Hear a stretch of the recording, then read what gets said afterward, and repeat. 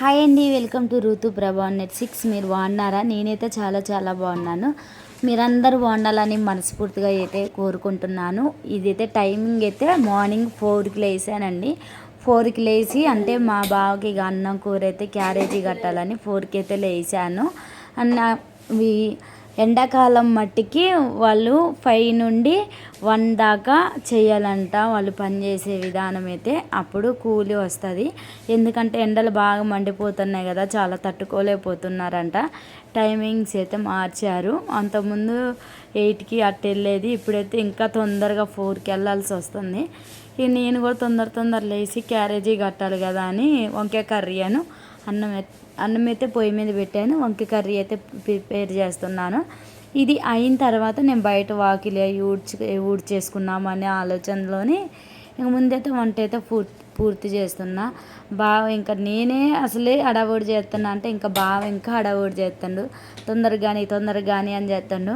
ఇక మన నిద్ర మత్తు ఆ టైంలో 4కి లేచి చెయ్యటం అంటే నేనైతే ఎప్పుడైనా డైలీ ఎప్పుడు లేచినా 5:30 5 ఆ టైంకి లేస్తా. 4కి అయితే నిజంగా నేను లేగను ఎప్పుడు. 4కి లేచి ఇప్పుడు ఎండాకాలం స్టార్ట్ అయిన కాడ నుండి 4కి లేచి వంట చేయటం అయితే ఈ మధ్యనే ఒక వారం రోజుల నుంచి టైమింగ్స్ అయితే మార్చారు. అంటే పెయింటింగ్ వర్క్ చేసే ప్రతి ఒక్కరికి కూడా మార్చారు.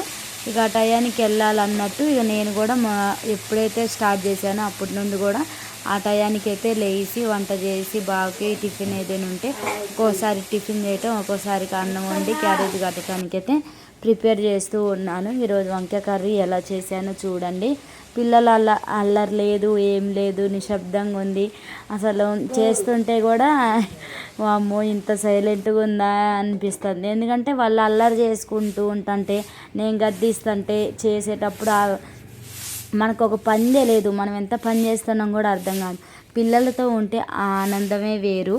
వాళ్ళతో ఇక ఎండాకాలం వచ్చిన కాడ నుండి మార్నింగ్ నుంచి మళ్ళీ నైట్ 11 వరకు వాళ్ళతోనే సరిపోయిద్ది. వాళ్ళని చూసుకోవటం, వాళ్ళకి పెట్టడము, వాళ్ళకి తినిపించుకోవటము, వాళ్ళ బట్టలు ఉతకటము, వాళ్ళకి చేసే ప్రతి పని కూడా వాళ్ళతోనే మనకి సరిపోయిద్ది కదా.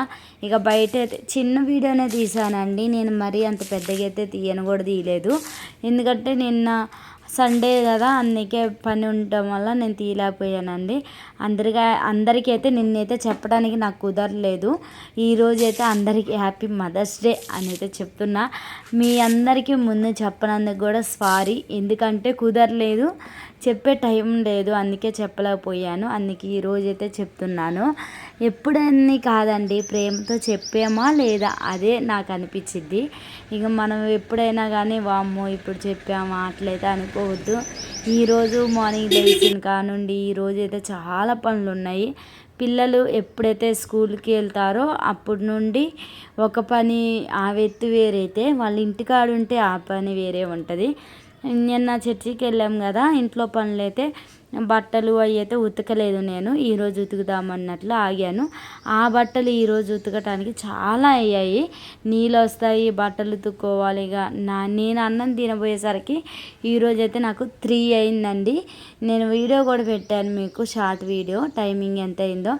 ఇక ఇప్పుడు ఏం చేస్తున్నా, సాయంత్రానికన్నా వీడియో అప్లోడ్ చేస్తే మీకు సాయంత్రం అన్నా చూస్తారు. చాలా రోజులు అయింది లాంగ్ వీడియో పెట్టక కూడా నేను, ఎందుకంటే నాకు కుదరట్లేదు, అందుకే పెట్టట్లేదు. పిల్లలు ఇంటికాడ ఉన్నారంటే వాళ్ళకి ఫోను, సెల్లు ఈ 2 ఉండాలి.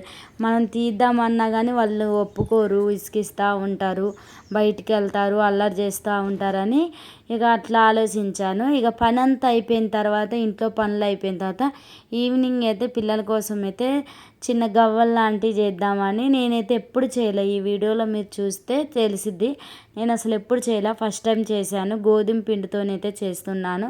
దాంట్లోని మనం జీలకర్ర వేసుకోవాలి, లేకపోతే వాము వేసుకోవాలి. అరుగుదలకి కారం, ఉప్పు వేసి కలుపుకుంటున్నాను. ఇంట్లో స్నాక్స్ ప్రిపేర్ చేస్తే పిల్లలు ఎప్పుడంటే అప్పుడు తింటారు కదా అని వాళ్ళ కోసం ఇంట్లోనైతే ప్రిపేర్ చేశాను. ఇంట్లో పిండి ఉంది. ఇక వాళ్ళు ఏదో స్నాక్స్ ఏ మమ్మీ అంటే ఇక నేను టకటక ఇవి అయితే మొదలుపెట్టి ఇప్పుడైతే చేస్తున్నాను. మీతో ఈ వీడియో చూస్తున్నారు కదా మీరు, ఈ వీడియో తీసిన తర్వాత నేను అప్లోడ్ చేయటం అయితే జరుగుతుంది. వాళ్ళేమో అక్కడ తింటున్నారు, నేనేమో ఇక్కడ వాయిస్ ఓవర్ ఇస్తున్నాను. ఈ ప్రిపేర్ చేసి వాళ్ళకి ఇచ్చిన తర్వాత వాయిస్ ఓవర్ అయితే ఇస్తున్నాను. ఇప్పుడు ఈ వీడియో చూస్తున్న ప్రతి ఒక్కళ్ళు ఎట్టొచ్చిందో కామెంట్ చేయండి. నేను ఇంట్లో ఉన్న వాటితోనే ప్రిపేర్ చేస్తాను, చాలా సింపుల్గా వీడియో పెట్టాను.